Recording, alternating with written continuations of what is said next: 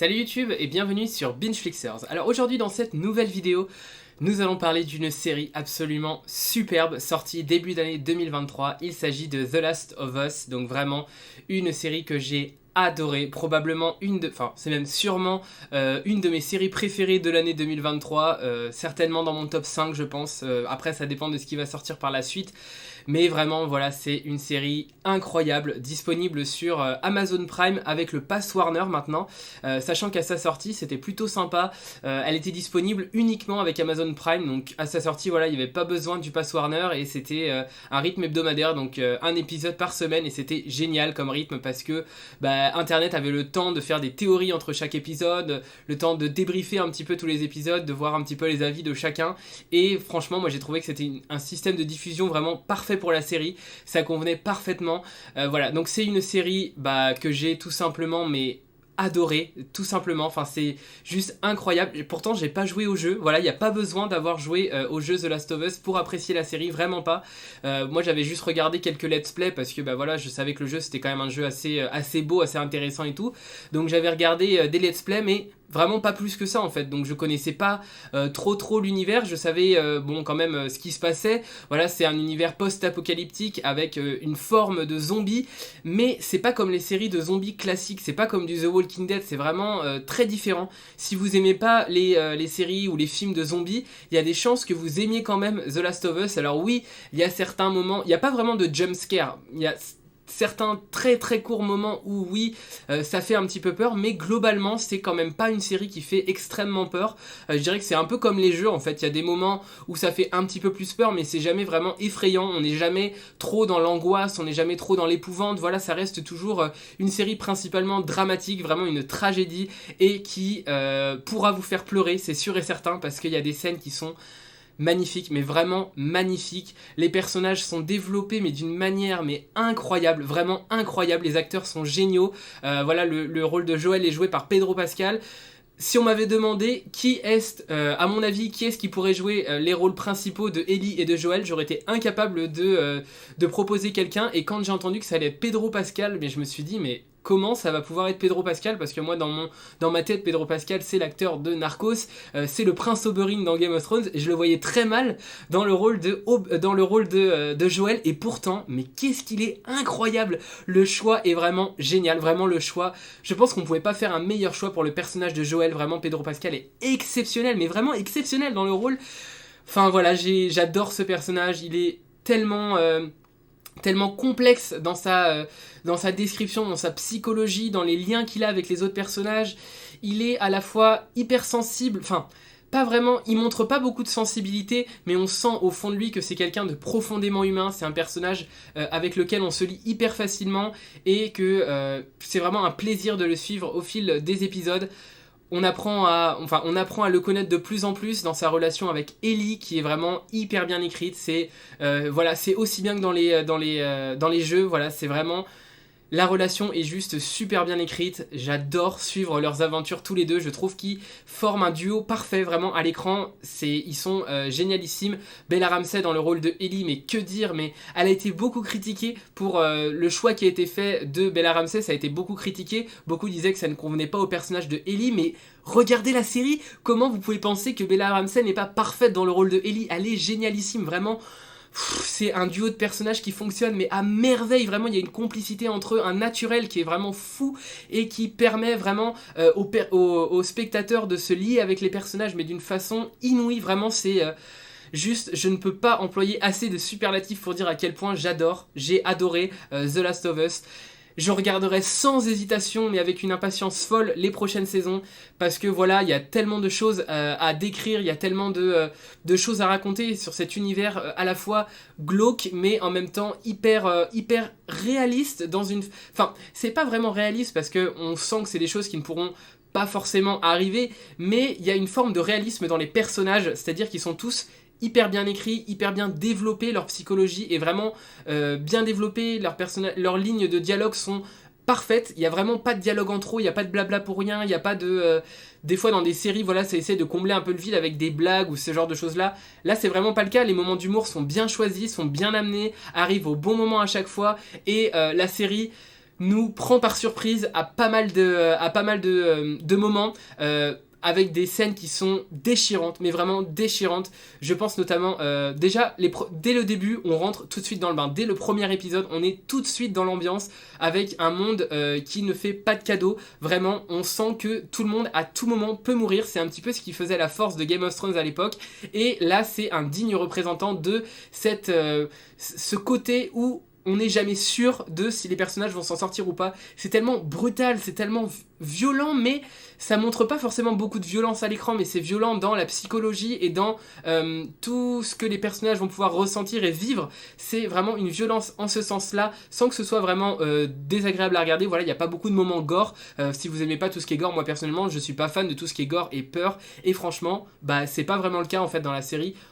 Ça nous en présente quand même assez peu de moments comme ça. Évidemment, il y en a parce que c'est une série sur les zombies, donc on peut pas vraiment passer à côté. Mais c'est assez limité, vraiment, c'est pas surchargé du tout à ce niveau-là. Et franchement, c'est très très bien équilibré. Voilà donc l'épisode 1 qui est génial, l'épisode 2 pareil, c'est vraiment les deux premiers épisodes qui vont nous présenter les personnages et tisser les liens entre les personnages comme ça, commencer à créer des relations entre chaque personnage pour mieux nous les déchirer après. Et moi, mais j'adore ça vraiment, j'ai adoré ça, la façon dont ils avaient de monter comme ça pas des intrigues, mais de monter comme ça des relations entre les personnages et après les déchirer. Franchement, c'était génialissime. Pareil, le personnage de Tess, vraiment un personnage génial dans les jeux vidéo, et là il est vraiment super également dans la série. C'est un personnage assez ambivalent. Au début, on ne sait pas trop vraiment si on peut compter sur elle et tout, et au fur et à mesure, on apprend à la connaître et on apprend à découvrir ce personnage-là qui est vraiment super, voilà, dans les 2 premiers épisodes. C'est vraiment... Le duo, pareil, entre Ellie et puis Tess marche super bien, vraiment, c'est génial, voilà, tout simplement. Après, l'épisode 3, c'est pareil, c'est pour moi... probablement un des meilleurs épisodes de la série. C'est des épisodes qui sont assez casse-gueule, qu'il y a peu de séries qui osent faire ce genre d'épisodes-là. C'est des épisodes qui parlent toujours de l'intrigue, qui sont toujours dans l'univers, mais qui en sortent aussi. C'est un peu une parenthèse en fait dans la série. C'est vraiment un épisode parenthèse en fait qui... On n'est pas sorti de la série, on reste dans l'univers, mais l'intrigue principale n'avance pas aussi rapidement que dans les autres épisodes. Et franchement, là, c'est vraiment une parenthèse un peu enchantée, vraiment... Un épisode merveilleux que moi j'ai vraiment adoré. C'est mon épisode, je pense, préféré. Oui, c'est mon épisode préféré de la série. Enfin, de la première saison en tout cas. Voilà, l'épisode 3, il est vraiment exceptionnel. Les acteurs sont géniaux. Le développement des personnages, même si c'est juste en un seul épisode, mais le développement des personnages est incroyable. Les 2 personnages sont juste géniaux en fait. Moi je les adore, j'adore la façon dont c'est écrit, j'adore leur dialogue, j'adore leur relation, j'aime tout de ces personnages. Vraiment, c'est... merveilleusement écrit, franchement c'est un des meilleurs épisodes de télévision que j'ai pu voir en tout cas. Ça me rappelle vraiment l'époque de Game of Thrones. Alors Game of Thrones avait un petit peu de mal à faire des épisodes comme ça qui sortaient un petit peu de l'intrigue tout en restant dans l'univers, mais la qualité de l'écriture, c'est un peu la qualité d'écriture des premières saisons de Game of Thrones. En tout cas je trouve vraiment cet épisode est écrit mais merveilleusement bien, vraiment c'est incroyable cet épisode, j'ai vraiment adoré. Après c'est pareil, il y a l'épisode 5 qui... vient vraiment nous pêcher, vient vraiment nous cueillir et nous faire pleurer. Vraiment, c'est un épisode qui fait pleurer, c'est impossible de ne pas pleurer devant cet épisode, qui est mais tellement tragique, tellement horrible et en même temps très beau en fait dans la construction des relations entre les personnages. Et vraiment c'est un exemple pour moi tout ce que j'aime en tout cas, c'est-à-dire la construction d'une relation entre certains personnages et le déchirement qui en vient ensuite. C'est pareil, ça ne dure qu'un seul épisode, mais c'est merveilleux, vraiment. Enfin, merveilleux, c'est pas vraiment le mot pour l'épisode 5, mais c'est juste incroyablement bien tissé. Les personnages, voilà, encore une fois, sont joués par des acteurs qui sont incroyables. Même les acteurs enfants sont vraiment géniaux. Vraiment, je sais pas comment ils ont fait, mais à mon avis, il y a une direction derrière qui est vraiment millimétrée et qui est vraiment très... bonne ambiance en fait. On sent vraiment qu'il y a une bonne ambiance comme ça dans le tournage. On sent vraiment que c'est... voilà, juste... tout se passe bien en fait, et voilà, ça rend forcément bien à l'écran au final. Pareil, les décors, mais les décors de la série sont juste incroyables. On est tellement plongé dans l'univers, on est dans ce monde post-apocalyptique avec des décors qui sont à la fois affreux mais magnifiques en fait, parce que je sais pas, la façon dont c'est mené, on y croit vraiment, on croirait vraiment une ville, alors que c'est pas forcément, alors que c'est tout inventé en fait, c'est vraiment juste du CGI la plupart du temps. Et voilà, mais c'est super bien retranscrit, vraiment, ça rend hyper bien à l'écran. Les épisodes sont génialissimes en HD, Enfin, franchement, ça claque, quoi. C'est juste insane. En parlant de claquer, évidemment, les claqueurs sont hyper bien rendus aussi à l'écran. Ils font un petit peu peur, ils sont un peu... Enfin, ils sont même très désagréables à regarder. Et en même temps, il y a un côté, je sais pas, c'est vraiment bizarre. Ils sont désagréables à regarder, mais en même temps, ils sont tellement bien faits qu'on ne peut que les admirer, en fait. Enfin, la façon dont ils sont représentés, c'est vraiment juste incroyable. Mais c'est en même temps hyper désagréable à regarder. Ils sont malaisants un peu, enfin je sais pas comment dire, il y a ce côté un peu gênant, un peu malaisant de ces... En fait c'est un champignon qui prend totalement le contrôle de l'humain, d'ailleurs c'est un champignon qui existe vraiment, qui s'attaque principalement aux insectes, notamment les fourmis je crois, ça s'attaque beaucoup aux fourmis, où ça prend totalement le contrôle du cerveau de la fourmi jusqu'à la faire se suicider, et vraiment ça, le champignon grandit en l'insecte, en tout cas dans la vie réelle, et là le champignon va prendre contrôle du corps des humains, et totalement les transformer en champignons, c'est-à-dire qu'ils vont avoir une tête vraiment, une tête plus du tout humaine en fait, juste ils vont garder la bouche pour pouvoir transmettre le virus en fait, ça se transmet principalement par la bouche mais aussi par les morsures, enfin tout ce genre de choses là, et voilà, et franchement c'est super bien retranscrit, ça rend super bien à l'écran, c'est à la fois affreux, mais pas affreux dans le sens où on a peur de les voir, juste c'est dérangeant à voir et c'est parfait, c'est pile ce qu'il faut, vraiment c'est super. Bon, évidemment, l'intrigue est géniale, voilà, c'est comme les jeux, c'est une intrigue très très sombre, très noire, et en même temps hyper humaine, hyper sincère, enfin je sais pas comment dire, mais les personnages rendent vraiment cette intrigue hyper intéressante à suivre, voilà, même si c'est hyper sombre, même si c'est, voilà, une intrigue qui est terrible, c'est vraiment un drame, c'est un drame profond. Bah il y a quand même des moments de joie, il y a quand même des moments voilà où les personnages rigolent entre eux, où les personnages arrivent à s'échapper un petit peu de la misère du monde, et voilà, et cette intrigue de est-ce qu'on va réussir à trouver un vaccin, enfin c'est pas vraiment le but c'est surtout de ramener Ellie en zone sûre pour essayer de trouver un antidote au virus, parce que on se doute que le personnage de Ellie va être une des solutions de tout ça, mais on ne sait pas vraiment comment, et les personnages avancent dans les États-Unis, je crois que c'est aux États-Unis, je suis même pas sûr, mais je crois que c'est dans les États-Unis. Voilà, les personnages avancent pour essayer d'aller vers un laboratoire et vers un potentiel une potentielle solution à ce problème-là, mais ils vont faire face déjà aux claqueurs, donc qui sont ces sortes de zombies qui vont essayer de les attaquer et de les tuer. D'ailleurs, c'est des zombies qui courent extrêmement vite, donc ils sont hyper menaçants. C'est pas forcément comme dans The Walking Dead, où au fur et à mesure des saisons, en fait, les zombies étaient plus vraiment la réelle menace. La vraie menace, c'était plus les humains.